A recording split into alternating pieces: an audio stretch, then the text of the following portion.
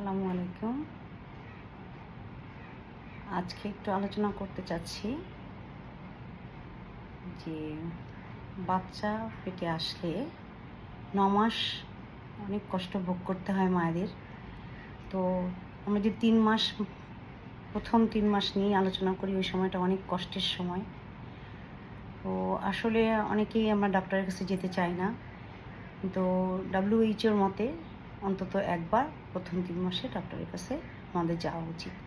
আমরা কেন যাব? কারণ কিছু কষ্ট হয় মেয়েদের, সেটা জানার জন্য, এবং কিছু কিছু রোগ যেগুলো আছে কি না এটাও জানতে হবে। এই বাচ্চা সুস্থ থাকার জন্য, মা সুস্থ থাকার জন্য, ভালোভাবে ডেলিভারি যেতে হয়, এই জন্য কিছু পরামর্শ আমাদের মেয়েদের দরকার হয়। তো প্রথমেই আসি, কী কষ্ট হয়।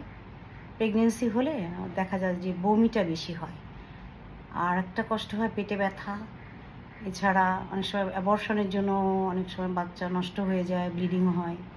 তো এত কমপ্লিকেশনের কথার দরকার নাই, আমরা ছোট কথায় আসি যে দেখাতে হবে আমাদের পেশেন্টকে 1.5 মাসের থেকে 2 মাসের মধ্যে। কারণ তখনই বুঝে নিতে হবে যে তার ডায়াবেটিস, রক্তশূন্যতা, থাইরয়েড, এই সমস্যাগুলো বিশেষ করে আছে কি না। অনেকের থ্যালাসেমিয়াও থাকে, তো এগুলো তো আমরা আগের থেকে জানতে পারি না, রেগুলার চেক আপেও অনেকে থাকি না। তো এগুলো থাকলে কি হয়, বাচ্চা ক্ষতিগ্রস্ত হয়, মা ক্ষতিগ্রস্ত হয়। তো এটা একটা বিষয়। আরেকটা হলো টিটানাস নিয়েছে কি না।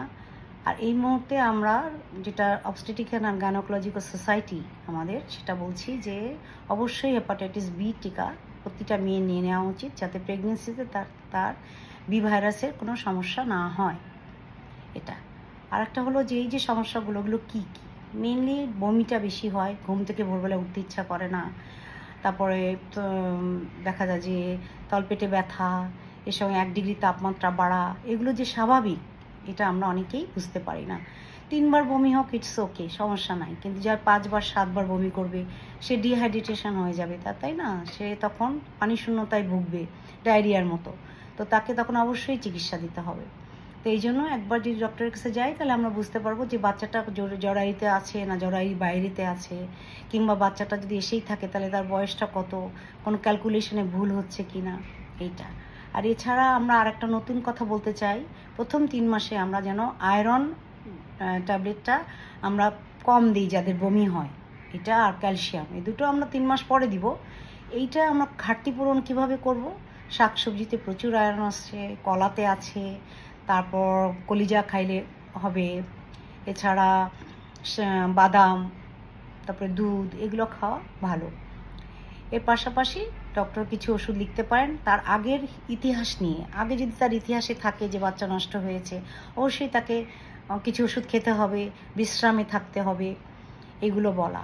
তো আমাদের সাধারণ একটা ধারণা আছে, বা যারা মুরব্বীরা থাকেন তারা অনেক সময় বলেন, কি দরকার, বাচ্চা আসছে তো কি হয়েছে, এটা তো স্বাভাবিক। আসলে বাচ্চা আসা তো কোনো রোগ না, কিন্তু সুস্থ সবল বাচ্চা এবং মা সুস্থ সবল থাকলে কি হবে, যেটা রেজাল্ট যেটা, সেটা ভালো হবে।